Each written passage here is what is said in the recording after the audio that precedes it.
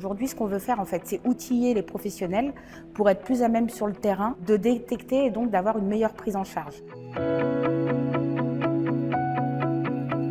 La ville co-organise avec le département une journée de sensibilisation au risque prostitutionnel des mineurs, essentiellement à destination des professionnels.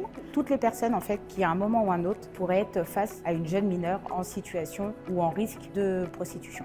Donc je vais leur donner effectivement une carte mentale représentant l'ensemble des signes permettant, une fois cumulés, de se dire tiens, j'ai une suspicion de prostitution chez un ou une adolescente. Donc c'est de donner en fait les outils pour accueillir et accompagner en fait l'enfant. Et j'insiste sur cet élément-là, ce sont des enfants.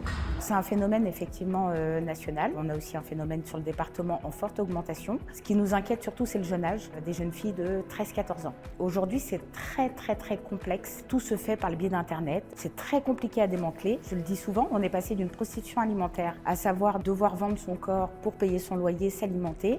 Aujourd'hui, il y a un phénomène beaucoup plus complexe qui est donc ce qu'on appelle le michetonnage afin de bénéficier du dernier iPhone, d'un sac Louis Vuitton ou autre. Si vous apprenez qu'une personne dans votre entourage est en situation de prostitution ou vous avez de fortes suspicions, il ne faut pas hésiter à aller au commissariat pour dénoncer les faits.